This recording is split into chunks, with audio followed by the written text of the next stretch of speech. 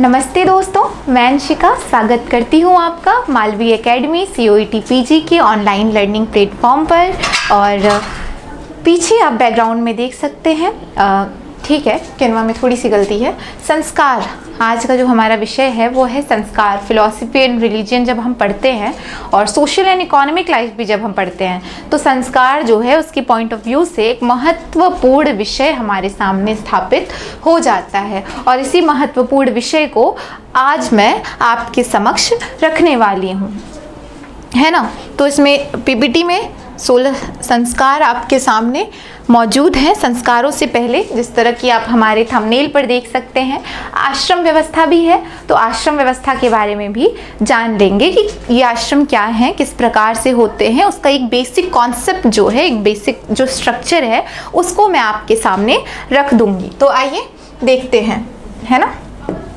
हाँ, तो आश्रम व्यवस्था। अब ये आश्रम व्यवस्था क्या है, आश्रम व्यवस्था की आवश्यकता क्या हुई। आप मेरा कोई भी लेक्चर सुनते होंगे तो पहले मैं उत्पत्ति पर ही चर्चा करती हूँ। तो आश्रम व्यवस्था की ज़रूरत क्या थी, आश्रम व्यवस्था को क्या किस प्रकार से ऋषियों ने जो है प्रतिपादित किया है। तो जो आश्रम व्यवस्था हमारे समक्ष उपस्थित होती है, आश्रम व्यवस्था में जो मुनि है, ऋषि हैं, मुनि हैं, इसको आश्रम को जो है, जैसा कि इसमें नाम से ही उल्लेख है, आश्रम को एक विश्राम स्थली के नाम नज़रिए से देखा है, एक विश्राम स्थल के नाम से, विश्राम स्थल।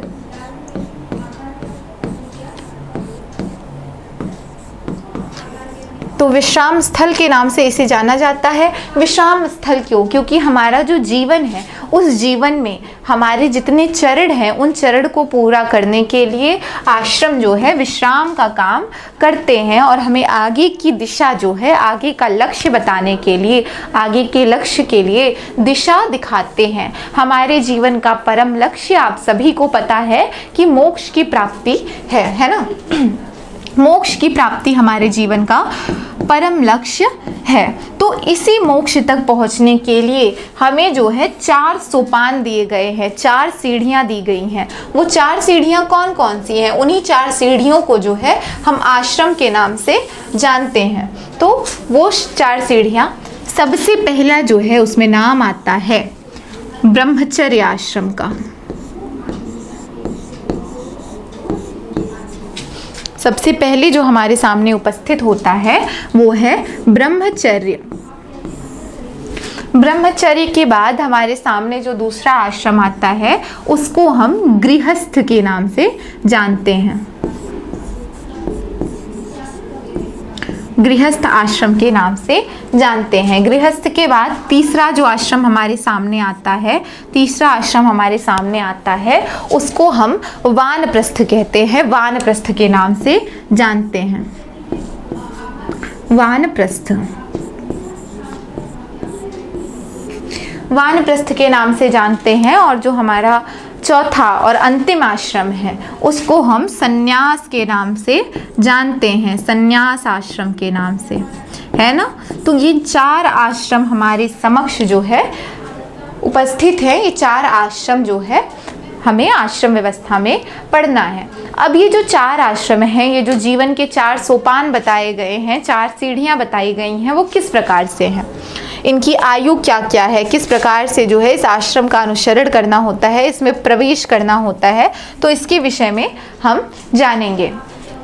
तो जो है ब्रह्मचर्य आश्रम, इसकी जो आयु निर्धारित की गई है, इसकी जो समय सीमा बताई गई है वो जो है 25 वर्ष तक की बताई गई है। अतः उपनयन संस्कार के होने के बाद व्यक्ति जो है ब्रह्मचर्य आश्रम में प्रवेश करता है। उपनयन संस्कार आप सभी को पता है कि ब्रह्मचर्य में प्रवेश से पहले जो है उपनयन संस्कार का उद्देश्य किया जाता है, जिसमें ब्राह्मण बालकों की आयु 8 से 10 वर्ष और 10 से 12 क्षत्रिय बालकों की आयु बताई जाती है और 12 से 16 वैश्य वर्ण की आयु बताई जाती है।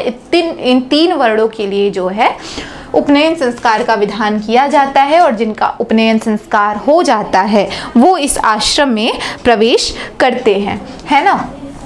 और इसकी आयु 25 वर्ष तक बताई गई है। अतः 25 वर्ष की अवस्था में ये अपने ब्रह्मचर्य को, समस्त शास्त्रों के ज्ञान को ग्रहण करके ब्रह्मचर्य जीवन का अनुसरण करके, ब्रह्मचर्य जीवन का अनुसरण करना मतलब क्या, भौतिक सुख विलासिता, भोग विलासिता से दूर रहकर, वासनाओं से दूर रहकर जो है अपने जीवन का यापन करना ही जो है ब्रह्मचर्य का मुख्य उद्देश्य होता है। और समस्त विद्याओं को ग्रहण करना ब्रह्मचर्य आश्रम का मूल उद्देश्य होता है। आज मैंने संस्कार और आश्रम को साथ में क्यों रखा, इसके पीछे एक महत्वपूर्ण कारण है कि सभी आश्रम, ये जो 4 आश्रम है ना, इनमें जो हमारे समस्त संस्कार हैं वो समाहित होते हैं, जो कि उपनयन से शुरू होकर जो है अंत तक, अंत्येष्टि तक हमारे जाते हैं।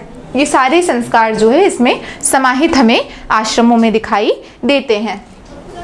तो ब्रह्मचर्य की आयु 25 वर्ष तक की होती है, जिसके अंतर्गत हमें उपनयन संस्कार देखने को मिलता है, वेदारंभ, विद्यारंभ ये संस्कार देखने को मिलते हैं। इसके अलावा केशांत संस्कार देखने को मिलता है। केशांत संस्कार के बाद जो हमें संस्कार देखने को मिलता है, जिसको हम दीक्षांत कहते हैं, समावर्तन संस्कार के नाम से जानते हैं, ये संस्कार जो है इसमें सम्मिलित होते हैं ब्रह्मचर्य आश्रम में।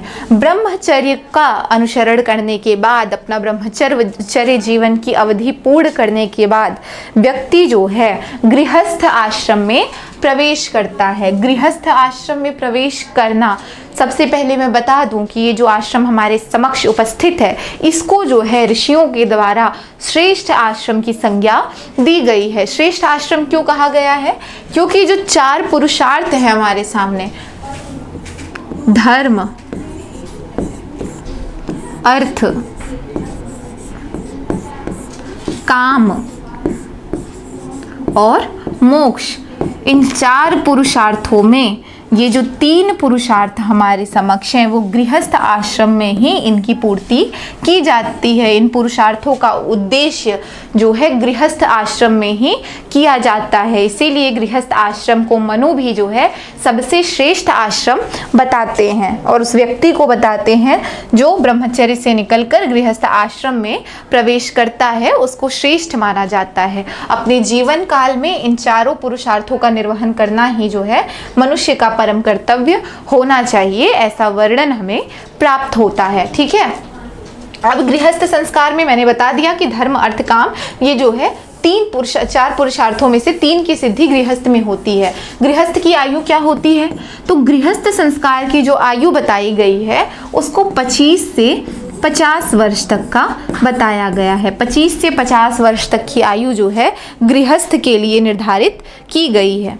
25 से 50 वर्ष तक की आयु। अब इस आयु में व्यक्ति को क्या क्या करना होता है? सबसे पहले एक उपयुक्त कन्या ढूंढकर उससे जो है विवाह करना होता है। एक उपयुक्त कन्या जिसके साथ आप जो है अग्निहोत्र का निष्पादन कर सकें, अग्निहोत्र को संपन्न कर सकें, अग्निहोत्र का जो है संपादन कर सके, अग्निहोत्र को जो है संपन्न कर सके, है ना। अग्निहोत्र क्या होता है? अग्निहोत्री कौन होते हैं? तो अग्निहोत्र ना, जब विवाह के पश्चात जो अग्नि होती है, शादी के पश्चात उसको लाया जाता है, अपने घर में प्रज्वलित किया जाता है और नित्य प्रतिदिन जो है उसमें आहुति दी जाती है। उसी अग्नि से जो है गृहस्थ का भोजन बनना चाहिए, ऐसा उल्लेख मिलता है। और वो अखंड अग्नि तभी बुझाई जा सकती है जब दंपत्ति में से किसी एक का निधन हो जाए, वरना दोनों दंपत्ति जो है अग्निहोत्र का पालन करेंगे, अपने जीवन में जो है प्रतिदिन जो है अग्निहोत्र का कार्य निर्वहन करेंगे। तो गृहस्थ जीवन में व्यक्ति को अग्निहोत्र का पालन करने को कहा गया है। अग्निहोत्र के अलावा मनुष्य के जन्म लेते ही वो 3 ऋणों से युक्त होता है। त्रिऋण होते हैं। त्रिऋण क्या होते हैं? त्रिऋण क्या होते हैं? त्रिऋण क्या होते हैं? पहला होता है देवऋण, देवऋण, ऋषि ऋण और पितृऋण। पितृऋण इन 3 ऋणों से मुक्ति जो है गृहस्थ जीवन का उद्देश्य होता है। अब इन 3 ऋणों से मुक्ति कैसे मिलेगी? इन 3 ऋणों से मुक्ति, जब व्यक्ति का जो जन्म होता है ना, तो ऐसा माना जाता है कि व्यक्ति के ऊपर कोई दैवीय प्रताप ही था जो इसने जो है इस धरती पर जन्म लिया, तो उसको ही हम देव ऋण की संज्ञा में रखते हैं। तो जिस देवता की कृपा से हमने जन्म लिया, उस देवता के प्रति यज्ञ का निष्पादन करना, यज्ञों की विधि को, यज्ञों की क्रियाओं को संपन्न करना ही जो है देव ऋण की श्रेणी में आता है। उसी को हम देव ऋण से निवृत्ति के लिए उन यज्ञों का निष्पादन करते हैं। दूसरा ऋण हमारे सामने होता है ऋषि ऋण।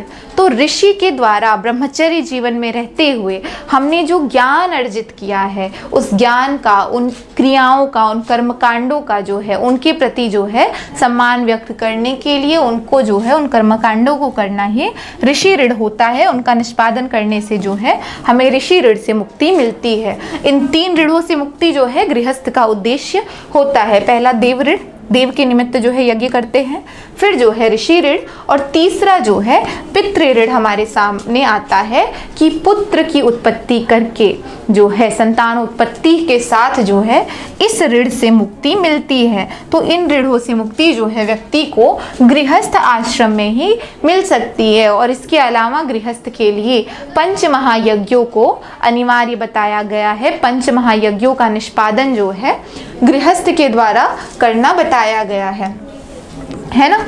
पंचयज्ञ में वही भूत यज्ञ, ऋषि यज्ञ, देव यज्ञ, नृ यज्ञ इत्यादि जो है हमारे समक्ष जो है आते हैं। यही यज्ञों का निष्पादन करना जो है पंचयज्ञ की श्रेणी में आता है। इन्हीं पंचयज्ञों को जो है गृहस्थ को करने को कहा गया है। अब इसी प्रकार जो है गृहस्थ इन सभी को करता है। पुरुषार्थों की ओर वापस से आते हैं। पुरुषार्थ का कैसे निर्वहन करेगा? तो धर्म का आचरण, गृहस्थ को धर्म का आचरण, धर्म रूपी काम करने की बात कही गई है। धर्म रूपी अर्जन करने की, अर्थ ग्रहण करने की, धर्म, अर्थ, काम और मोक्ष। धर्म, अर्थ, काम और मोक्ष। धर्म, अर्थ, काम और मोक्ष। तो धर्म का पालन करने के लिए जो हमारे शास्त्रों में धर्म बताया गया है उसका अनुसरण जानते हैं। हमारे यहाँ धर्म जो है बहुत ही व्यापक है, उसकी चर्चा मैं यहाँ पर नहीं कर सकती क्योंकि वो बहुत ही अत्यंत व्यापक है। तो इसी धर्म को जो है निष्पन्न करना जो है गृहस्थ का कर्तव्य बताया गया है। उसके बाद अर्थ है, अर्थात धर्म पूर्वक ही धन का अर्जन करना, अपनी भौतिक आवश्यकताओं को पूर्ण करना ही जो है गृहस्थ का कर्तव्य बताया गया है। अर्थ का अर्जन करना ही गृहस्थ का कर्तव्य बताया गया है। अपने परिवार का जो है पोषण करना जो है उचित धर्म पूर्वक अर्जित अर्थ से करना जो है गृहस्थ का कर्तव्य बताया गया है। इसके अलावा काम, धर्म पूर्वक काम को निष्पन्न करना, धर्म पूर्वक जो है अपनी जो इच्छाओं की तृप्ति करना जो है ये भी पुरुषार्थ के अंतर्गत आता है और गृहस्थ का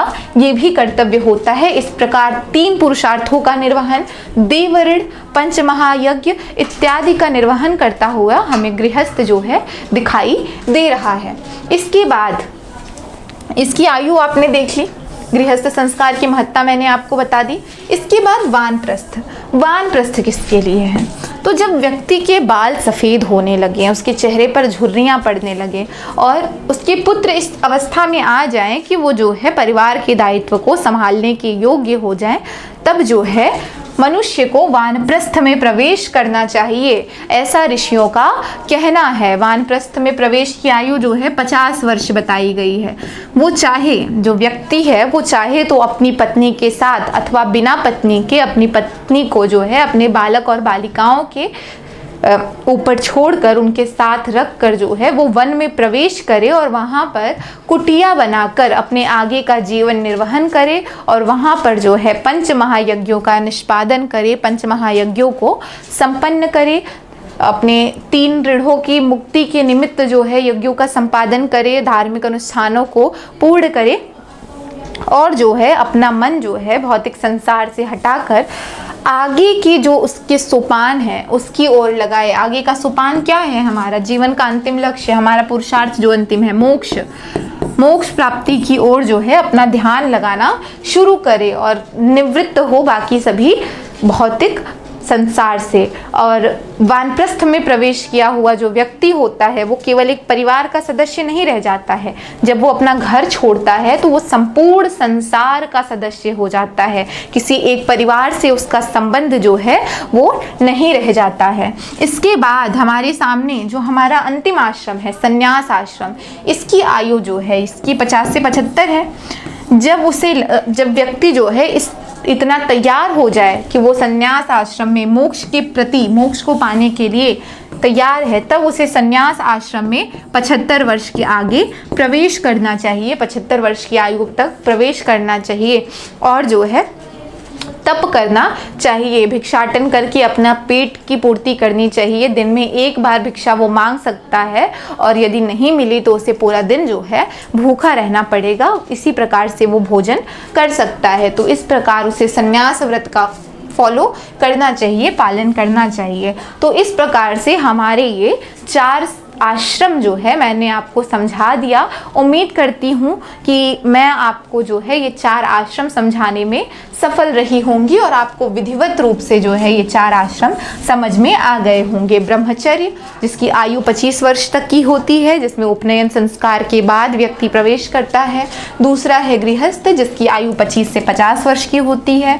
वानप्रस्थ 50 से 75 वर्ष की आयु। फिर संन्यास आश्रम जो कि 75 से 100 वर्ष की आयु होती है। तो ये जो है हमारे 4 आश्रम आपके सामने उपस्थित हैं। अब 4 आश्रम पढ़ने के बाद हम आते हैं संस्कार पे। ठीक है, तो पहले तो यहाँ पे संस्कार सीधे शुरू हो गया है, पर इसके पहले मैं आपको एक भूमिका बता देना चाहती हूँ कि संस्कार की संख्या 16 है, आप सभी को ज्ञात है। बहुत विभिन्न ऋषियों ने बहुत सारी संख्याएं दी हैं, पर जो मान्य है हम उसी पर रहते हैं, वही समझते हैं। कंफ्यूज नहीं होना है किसी भी तरह से, है ना। तो 16 संस्कारों का विधान किया गया।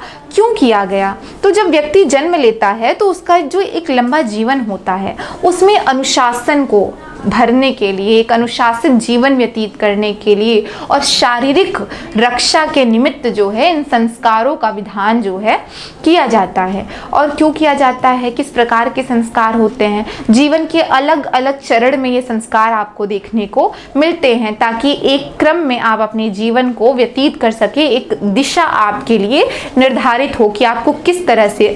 अंततः हम सभी का लक्ष्य जो है मोक्ष की प्राप्ति है। हमारे धर्म के अनुसार जो हमारा अंतिम लक्ष्य है वो मोक्ष ही है और उसी के निमित्त हमारे यहाँ संस्कार, पुरुषार्थ, आश्रम जितने विधान किए गए हैं उसी के निमित्त किए गए हैं। तो देखिए हमारे सामने जो हमारा सबसे पहला संस्कार आता है वो गर्भाधान संस्कार आता है, जो कि हमारा 16 संस्कारों में से सबसे प्रथम संस्कार दिखाई देता है। किस तरह से है आइए जानते हैं, जिसमें नए जीवन की सृष्टि होती है। तो गृहस्थ आश्रम में प्रवेश के पश्चात दंपत्ति युगल को पुत्र संतान की उत्पत्ति की अनुमति प्रदान की जाती है। शास्त्रों के अनुसार उत्तम संतान प्राप्त करने के लिए सबसे पहले जो है गर्भाधान संस्कार का निष्पादन होता है, गर्भाधान संस्कार को निष्पन्न किया जाता है। और इस संस्कार को निष्पन्न करने का एक और कारण है, रीज़न है। क्या है? जब व्यक्ति गृहस्थ आश्रम में प्रवेश करता है तो मैंने बताया कि जो उसका लक्ष्य होता है वो संतान उत्पत्ति होता है ना, संतान उत्पत्ति ही होता है।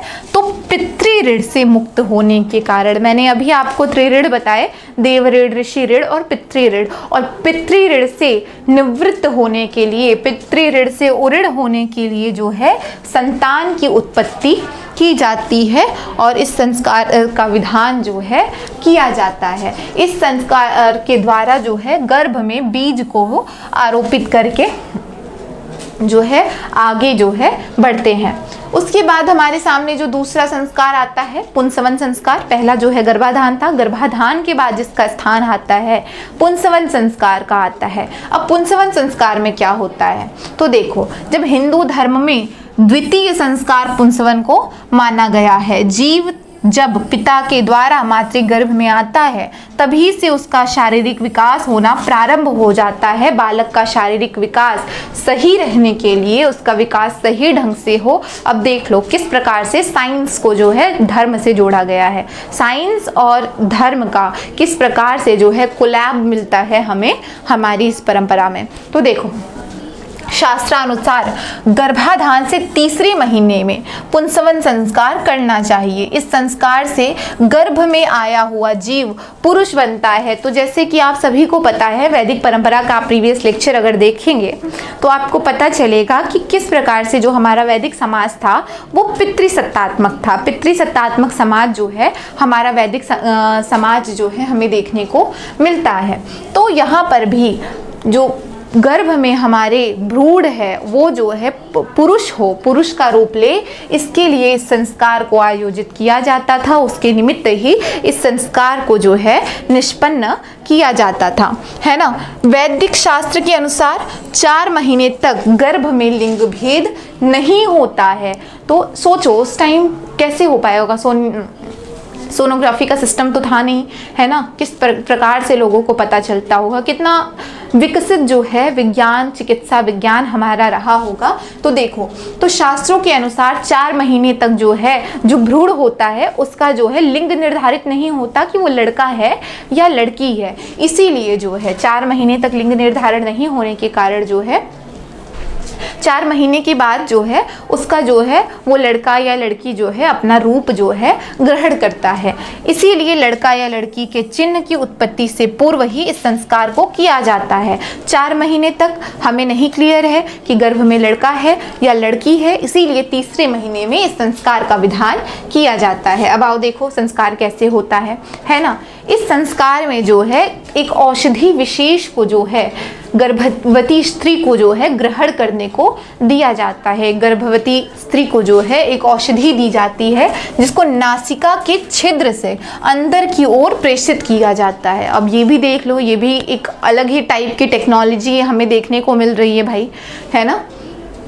तो नासिका के जरिए वो जो औषधि है उसको अंदर की ओर प्रेषित किया जा रहा है।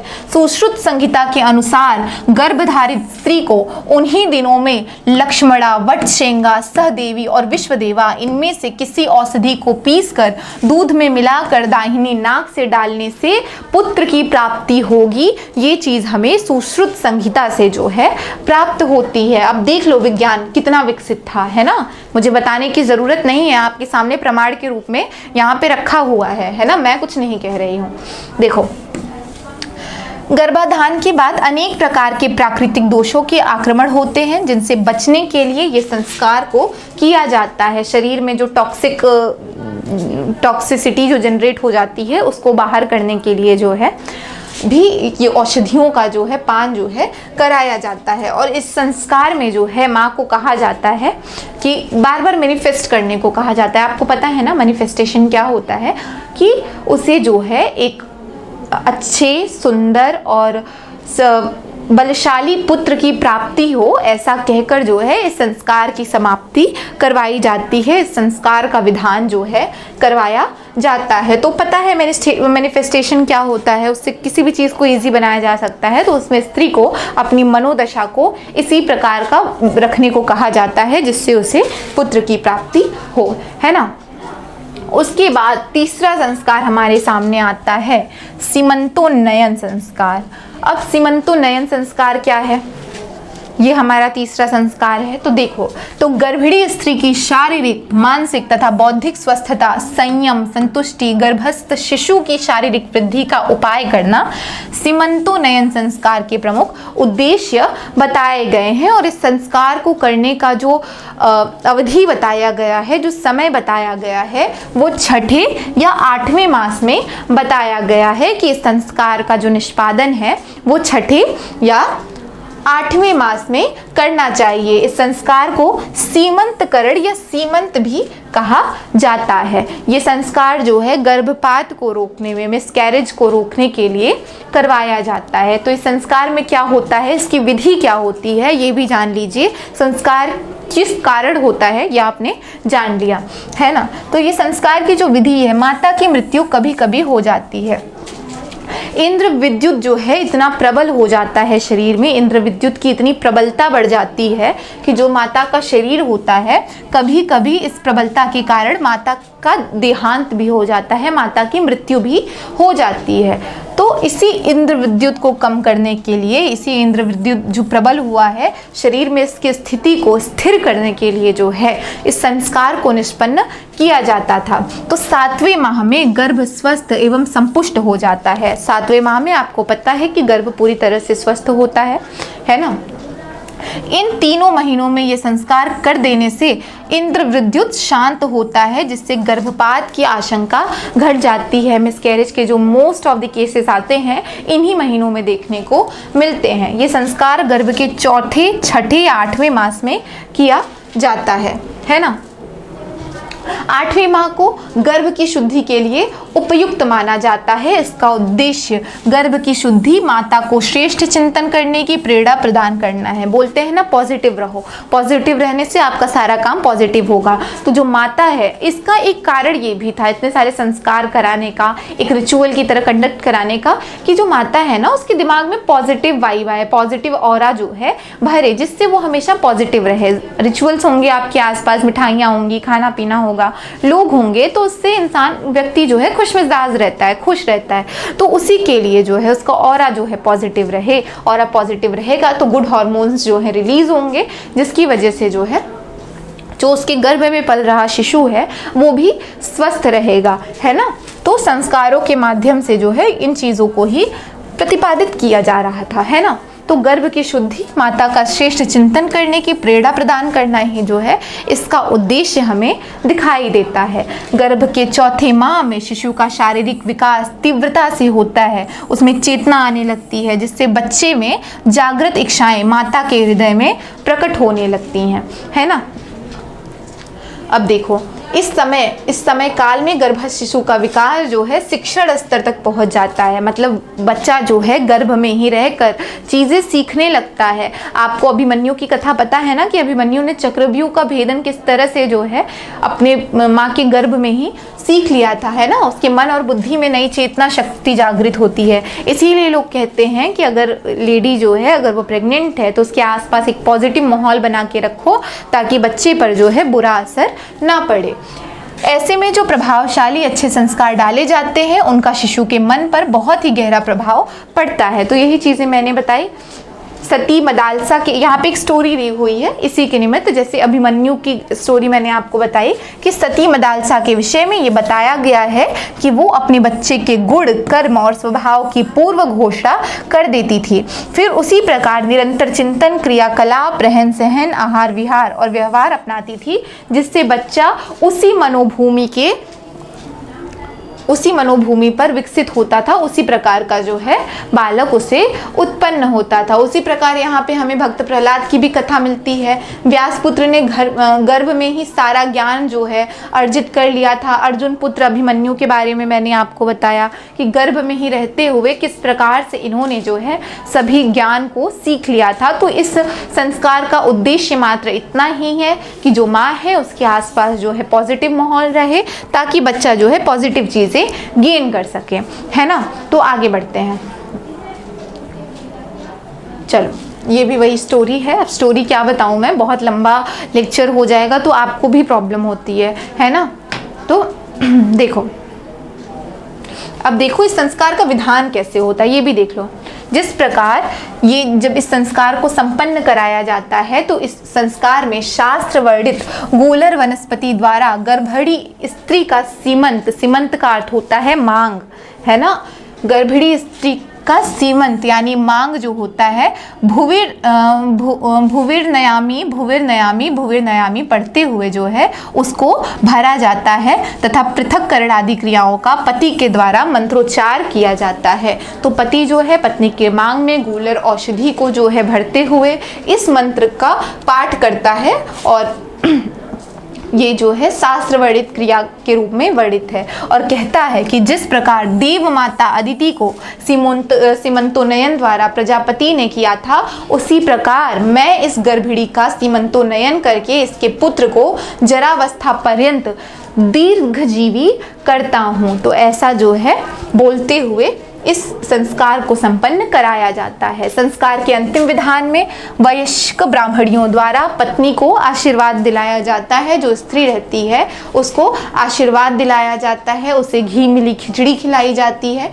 ऐसा जो है विधान हमें मिलता है। स्त्री को संतान की कल्पना करने के लिए कहा जाता है, वही पॉजिटिव ऑरा बिल्ड करने के लिए कहा जाता है। इस संस्कार के समय उपस्थित स्त्रियां उसे आशीर्वाद देती हैं कि तुम जीवित संतान उत्पन्न करो, है ना। ऐसी मंगल कामना करते हुए ये संस्कार संपन्न होता है। चलो आगे क्या है। हाँ, अगला जो संस्कार है वो है जात कर्म। जात कर्म क्या होता है?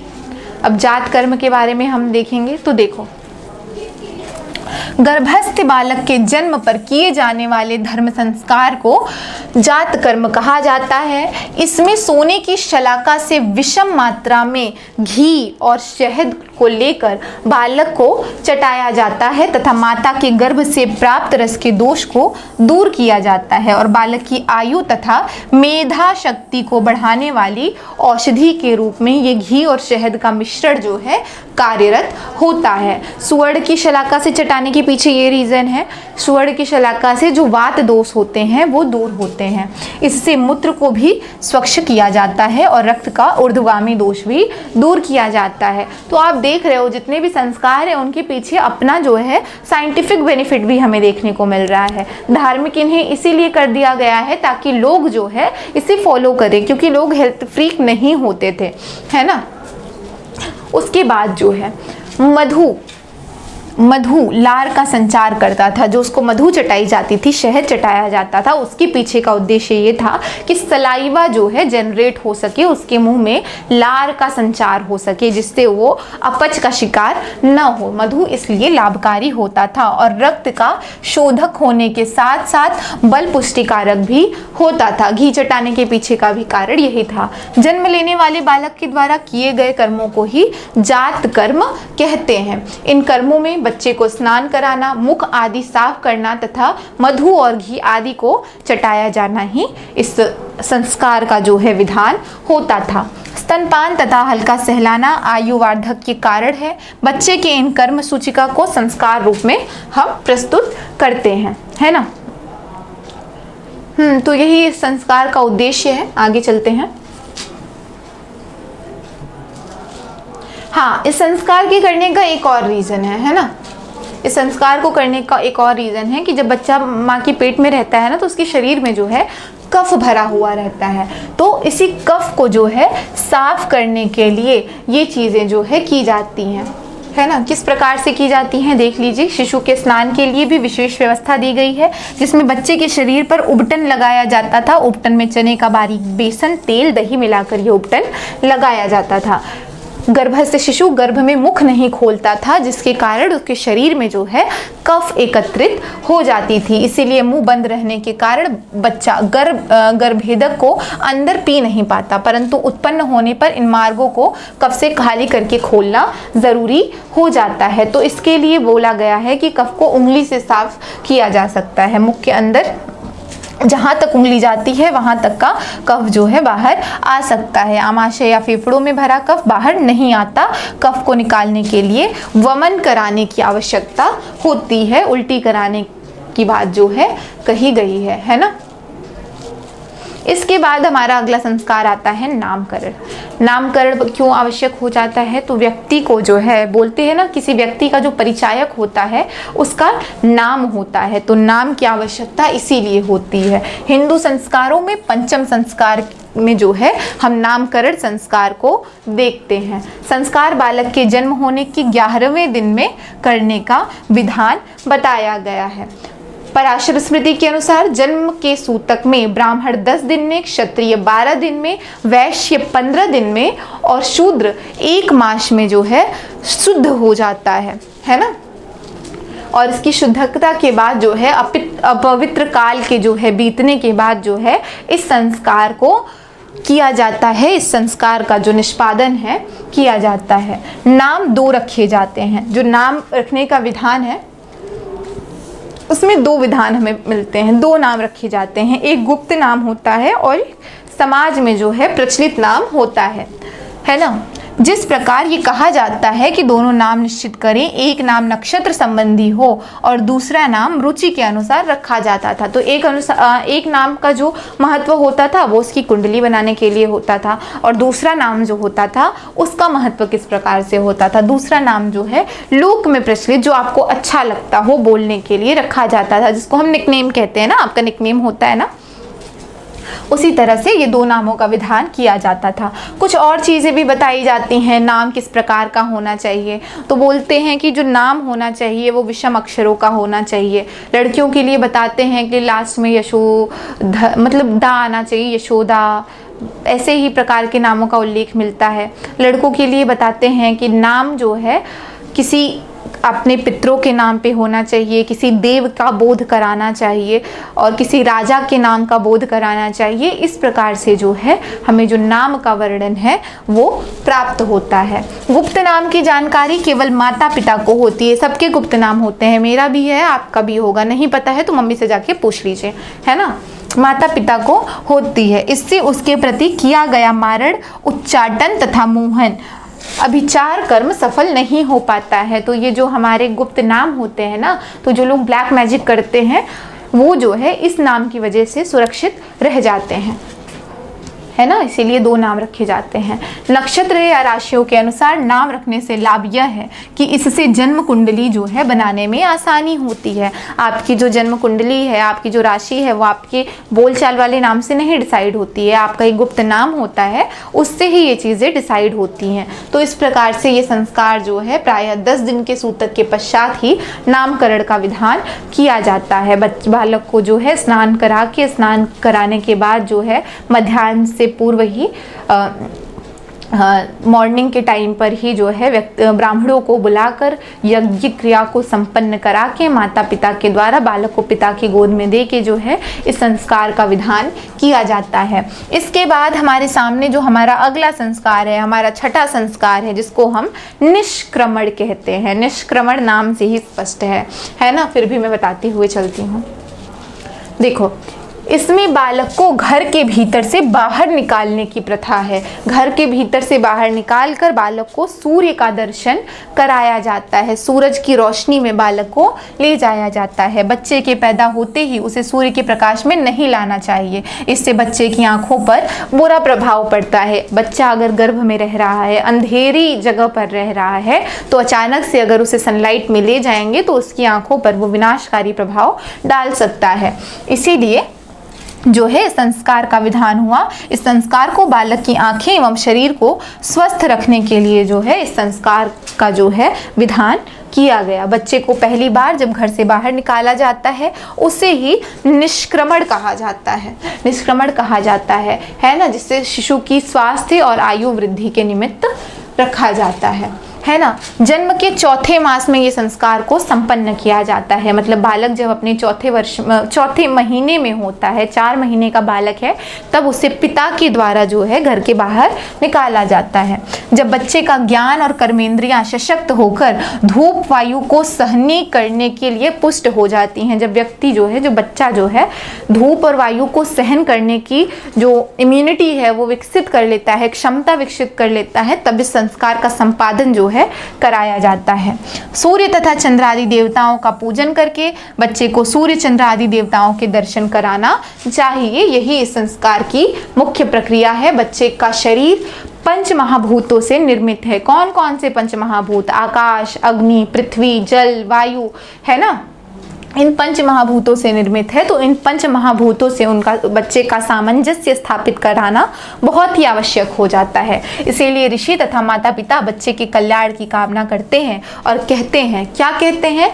हे बालक, तेरे निष्क्रमण के समय द्युलोक तथा पृथ्वी लोक कल्याणकारी सुखद शोभास्पद थे। सूर्य का प्रकाश कल्याणकारी हो, तेरे हृदय में स्वच्छ कल्याणकारी वायु का संचरण हो, दिव्य जल वाली गंगा यमुना नदियां तेरे निर्मल स्वादिष्ट जल का वहन करें। इस प्रकार का कथन करते हुए जो है इस संस्कार को संपन्न कराया जाता है। इसके बाद कौन सा संस्कार है, तो इसके बाद हम देखते हैं अन्नप्राशन संस्कार। अब इसके पीछे भी बहुत महत्वपूर्ण जो है वैज्ञानिक कारण हमारे सामने आता है।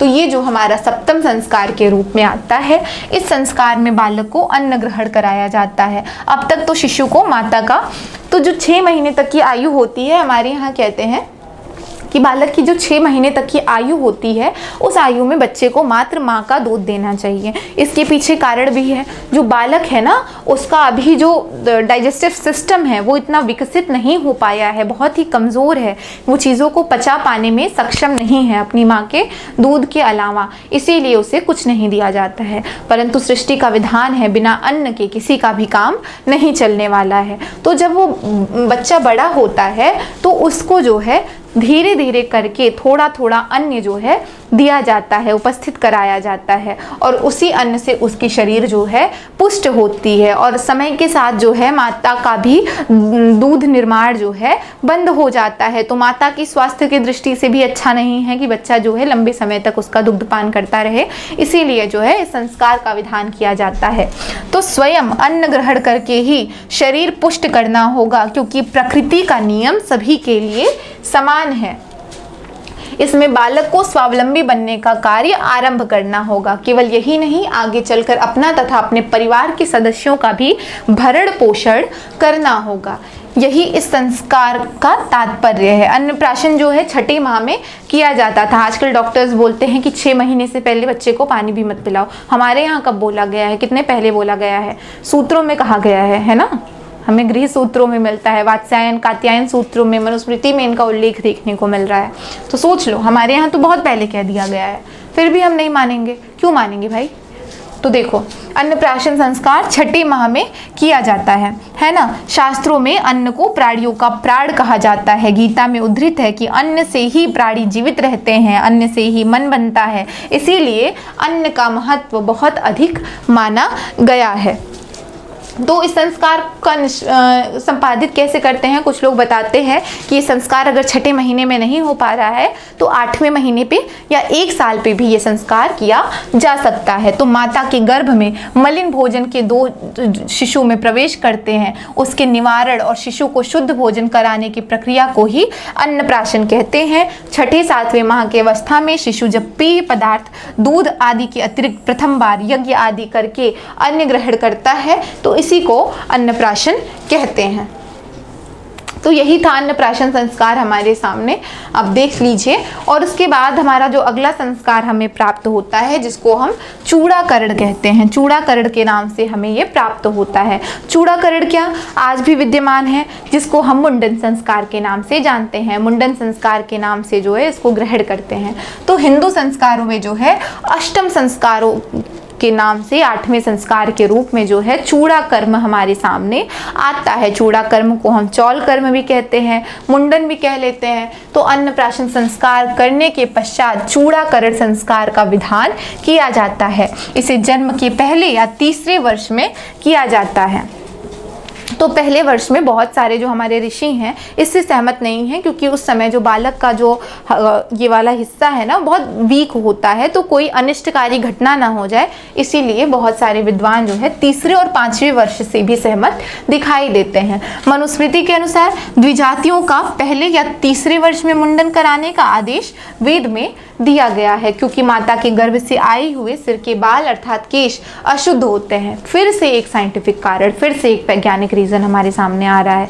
क्या आ रहा है कि जब गर्भ में जो बाल रहता है वो अशुद्ध रहता है ना, और वो जो है कमज़ोर भी होता है, तो वो झड़ने लगेगा समय के साथ। जो है वो बैक्टीरिया उसमें कितने प्रकार के होंगे, वो जो है समय के साथ अपना इफेक्ट जो है दिखाने लगेंगे, और जो उसके पोर्स होंगे ना वो क्लॉग हो जाएंगे, बंद हो जाएंगे, जिससे जो है व्यक्ति का स्वास्थ्य जो है अच्छा नहीं रहेगा। इसी के निमित्त जो है इस संस्कार को निष्पन्न कराया जाता है। तो केश अशुद्ध होते हैं, दूसरी बात वे झड़ते भी रहते हैं। यही शिशु के तेज विकास में बाधक होते हैं, है ना। केशों को मुंडवाकर शिशु को शिखा रखी जाती है। द्विज के लिए ये उल्लेख हमें देखने को मिलता है। शिखा से आयु में तेज और वृद्धि हमें देखने को मिलती है। और 3 वर्ष की अवस्था में जो बच्चे का कपाल है वो ठोस होने लगता है, मजबूत होने लगता है। तो इसीलिए जो है इस संस्कार को करने का सही समय हमें यही समय दिखाई देता है।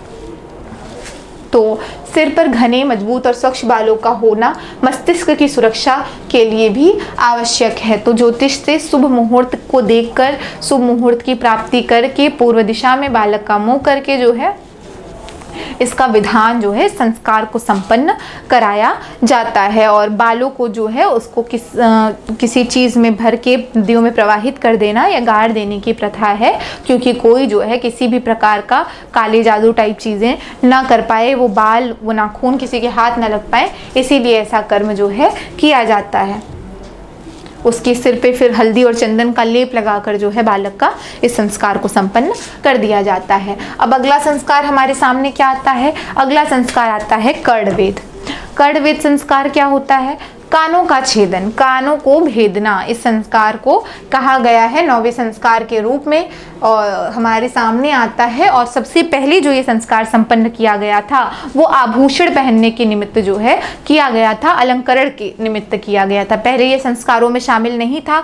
जब आगे चल के देखा गया कि इसके स्वास्थ्य लाभ भी हैं, सुश्रुत संहिता में जो है कहा गया कि कानों का छेदन करने से व्यक्ति के स्वास्थ्य लाभ में वृद्धि होती है। शरीर स्थान में जो है इसका वर्णन हमें देखने को मिलता है, हमें इसका वर्णन जो है प्राप्त होता है। तो इसी प्रकार से जो है कर्णवेधन को जो है संस्कार के रूप में मान्यता दे दी गई। तो यह संस्कार कर्णेंद्रिय में श्रवण शक्ति की वृद्धि, कर्ण में आभूषण पहनने तथा स्वास्थ्य रक्षा के निमित्त किया जाता है। शरीर स्थान में ही सुश्रुत का जो ग्रंथ है उसमें यह वर्णन मिलता है कि अंडकोश से वृद्धि और आंत्र वृद्धि से जो है कर्णवेधन जो है लाभकारी सिद्ध होता है। इन रोगों से बचाव के लिए कर्णवेधन लाभकारी होता है ना। रोग से पूर्व, रोग का पूर्व उपचार इसको हम कह सकते हैं। तो कन्याओं के लिए भी यह संस्कार महत्वपूर्ण है। कन्याओं का भी जो कर्णवेधन किया जाता था। तो स्वास्थ्य लाभ की दृष्टि इसकी आप देख ही सकते हैं। जो सुइयां होती हैं कान छेदने की, उसके भी 3-4 प्रकार बताए गए हैं कि क्षत्रिय के लिए स्वर्ण शलाका, पिता के द्वारा ये संस्कार निष्पन्न कराया जाएगा। कानों का छेदन कौन करेगा, इस पर हमारे ग्रंथ जो है मौन दिखाई देते हैं। तो सोने की शलाका जो है क्षत्रिय वर्ण के लिए, वैश्य और ब्राह्मण के लिए चांदी की सूचिका की बात की गई है, चांदी की सुई की बात की गई है। और शूद्र वर्ण के लिए जो है हमारे यहाँ जो बात की गई है वो लौह सूचिका की बात की गई है। मतलब अपनी जो है अवस्था के अनुसार, अपनी व्यवस्था के अनुसार आप इस संस्कार को संपन्न करा सकते हैं। बच्चे को पूर्व दिशा में मुख करा के ऐसा कहते हुए कि मेरे कानों में भद्रवाड़ी का प्रवेश हो, ये कहते हुए उसका दाहिना कान जो है सबसे पहले छेदा जाता है। और इस संस्कार की महत्ता भी बताई गई है। इस संस्कार की महत्ता कुछ इस प्रकार से बताई जाती है हमारे यहाँ कि जो है व्यक्ति जो है श्राद्ध का अधिकारी नहीं होता है। जिस व्यक्ति का कर्ण छेदन नहीं हुआ है, वो व्यक्ति, जिस व्यक्ति के कर्ण छिद्र से जो है सूर्य की रोशनी प्रवेश नहीं करती है, वो व्यक्ति जो है श्राद्ध का अधिकारी नहीं है, ऐसा श्रीपति का कहना है ना। तो यही कुछ चीज़ें हैं कर्णवेद में। कर्णवेद के बाद अगला संस्कार हमारे सामने आता है उपनयन संस्कार, हमारा सबसे इम्पॉर्टेंट संस्कार, जिसके वेदारंभ से पहले जो है इस संस्कार को हम देखते हैं। तो वेदारंभ से पहले इस संस्कार को हम देखते हैं उपनयन संस्कार। तो इस संस्कार को जो है ब्रह्मचर्य आश्रम से पूर्व जो है संपादित किया जाता है। ब्राह्मण के लिए इस संस्कार के लिए 8 से 10 वर्ष की आयु बताई गई है। क्षत्रिय के लिए जो है इस संस्कार के लिए जो है 10 से 12 वर्ष की आयु बताई गई है। और वैश्य के लिए जो है 12 से 16 वर्ष की आयु इस संस्कार को समाप्त करने के लिए बताई गई है। तो इस प्रकार से ये संस्कार होता है। इसके बाद जो है वेदारंभ संस्कार शुरू होता है ना। शूद्रों के लिए इस संस्कार का उल्लेख नहीं किया गया है। तो केशांत के पूर्व जो है, केशांत यहाँ पर आ गया, इसके पहले हमारा जो है उपनयन के, एक मिनट, हाँ, उपनयन के बाद यहाँ पे केशांत है। केशांत नहीं होगा, यहाँ पे वेदारंभ या विद्यारंभ होगा। मैं आपको जो है ये राजबली पांडे की पुस्तक जो हिंदू संस्कार विधि है उसके अनुसार बता रही हूँ, क्योंकि रिसर्च पर्पज से वो बुक अच्छी है। तो उसका जो जानकारी होगा वो पुख्ता होगा, इसीलिए मैं अपनी पीपीटी को 1 सेकंड के लिए स्किप करके आपको बताती हूँ कि उपनयन के बाद वेदारंभ और विद्यारंभ संस्कार होता है, जिसके अंतर्गत जो है व्यक्ति ब्रह्मचर्य आश्रम में प्रवेश करके विभिन्न शिक्षाओं को, विभिन्न शास्त्रों का ज्ञान और 4 महाव्रतों का अनुसरण करते हुए जो है अपना शिक्षा जीवन, जो अपना शास्त्र ब्रह्मचर्य जीवन है, उसका पालन करता है। और उसका पालन करते हुए जब वो 16 वर्ष की अवस्था में रहता है, तब जो है केशांत संस्कार को संपादित कराया जाता है। अब केशांत संस्कार क्यों संपादित कराया जाता है? तो इसके पीछे का कारण है, समावर्तन के पहले ये संस्कार संपन्न होता है, तो इसके पीछे का ये कारण है ना, जो 16 वर्ष की आयु होती है उसमें जो बालक होता है वो उसकी प्यूबर्टी हिट करने का टाइम होता है, उसमें जो है पुरुषत्व की वृद्धि होती है। तो उस समय इस संस्कार को कराने का यही मतलब है कि उस समय उसके बालों का मुंडन कराते हुए एक बार फिर से उसे उसके ब्रह्मचर्य व्रत का याद दिलाना, उसके ब्रह्मचर्य आश्रम का जो है स्मरण कराना ही इसका उद्देश्य होता है, ताकि वो जो है भ्रमित ना हो किसी भी प्रकार से। आपको पता है हार्मोन्स डेवलप होते हैं, ध्यान उधर उधर भटकता है, तो इसी के निमित्त जो है केशांत संस्कार रखा गया। कुछ लोग जो है इसी को समावर्तन समझ लेते हैं, पर ये समावर्तन से बिल्कुल भी अलग है, ये किसी भी प्रकार का समावर्तन नहीं है। केशांत संस्कार के बाद हमारा जो समावर्तन संस्कार है वो देखने को मिलता है। समावर्तन संस्कार क्या होता है, जिसको आप आम बोलचाल की भाषा में जो है दीक्षांत कहते हैं। समावर्तन, स्नान इत्यादि जो है सेम संस्कार का नाम है। जब व्यक्ति अपने ब्रह्मचर्य की अवधि पूर्ण करने के बाद गृहस्थ आश्रम में प्रवेश करता है तो उसे गुरु की अनुमति की आवश्यकता होती है, और गुरु की अनुमति लेकर जो है वो स्नान करता है, जिसके कारण उसे स्नातक कहा जाता है। अग्नि में अपनी अंतिम आहुति डालने के बाद उसके समक्ष 8 कलश रखे रहते हैं, और वो ये बोलता हुआ कि हे अग्नि, जो बुरी अग्नि है, जो मुझे मेरा प्रकाश, मेरा तेज को क्षीण करने वाली है, ऐसी अग्नि का मैं त्याग करता हूँ और मुझे दिव्य अग्नि से भरने वाली अग्नि को मैं स्वीकार करता हूँ। और ऐसा कहकर वो गृहस्थ आश्रम में गुरु की आज्ञा लेते हुए प्रवेश करता है, और ब्राह्मण आश्रम में कुछ रिचुअल्स होते हैं उसको फॉलो करते हुए वो आगे बढ़ता है। समावर्तन संस्कार के बाद ही जो है गृहस्थ आश्रम में प्रवेश के निमित्त जो है विवाह संस्कार निष्पन्न कराया जाता है। तो हम सीधा विवाह संस्कार पे चलते हैं। देखो आ गया विवाह संस्कार। तो हमारे यहाँ विवाह संस्कार जो है वो संतानोत्पत्ति के निमित्त बताया गया है। व्यक्ति अपने त्रिऋण से मुक्त होने के निमित्त जो है विवाह करता है, बिना पुरुषार्थों की सिद्धि के लिए विवाह करता है। बिना जो है विवाह के जो है उसके 3 पुरुषार्थ अधूरे रह जाएंगे, काम, अर्थ इत्यादि पुरुषार्थ, और उसके ऋणों में से जो उसका पितृ ऋण है वो भी जो है पूर्ण नहीं हो पाएगा। तो इन ऋणों से मुक्ति के निमित्त जो है व्यक्ति जो है विवाह बंधन में बंधता है। विवाह के 8 प्रकार बताए गए हैं। पहले है ब्रह्म विवाह, दैव विवाह, आर्ष विवाह, प्रजापात्य विवाह। ये 4 प्रकार के विवाह जो है उत्तम कोटि के विवाह बताए गए हैं। उसके बाद 4 प्रकार के जो हमारे सामने विवाह आते हैं, गांधर्व विवाह, असुर विवाह, पैशाच विवाह, और ये जो है हमारे सामने जो है राक्षस विवाह, ये हमारे सामने निकृष्ट कोटि के विवाह माने गए हैं। हमारे शास्त्रवेत्ताओं के द्वारा उन्हें विवाह के रूप में मान्यता इसीलिए दी हुई है क्योंकि स्त्री की गरिमा जो है बनी रहे, है ना। तो ये हमारा विवाह संस्कार होता है जो गृहस्थ आश्रम में होता है। विवाह संस्कार के बाद जो है हमारा अंतिम विवाह संस्कार के बाद जो संस्कार आता है वानप्रस्थ संस्कार। वानप्रस्थ माफ करिएगा, वानप्रस्थ जैसा नहीं संस्कार है कोई।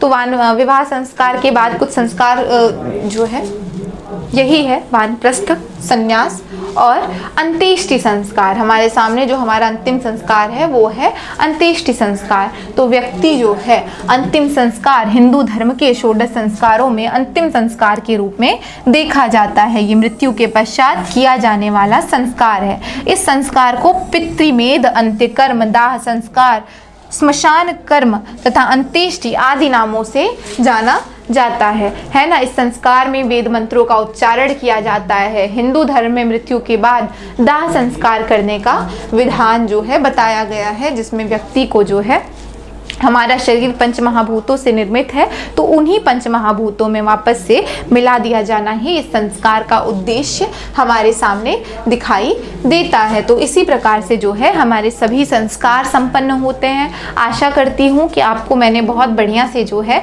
संस्कारों को भी समझा दिया होगा और आश्रम भी आपको समझ में आ गया होगा। तो अभी के लिए बस इतना ही, मिलते हैं नेक्स्ट वीडियो में। तो थैंक यू।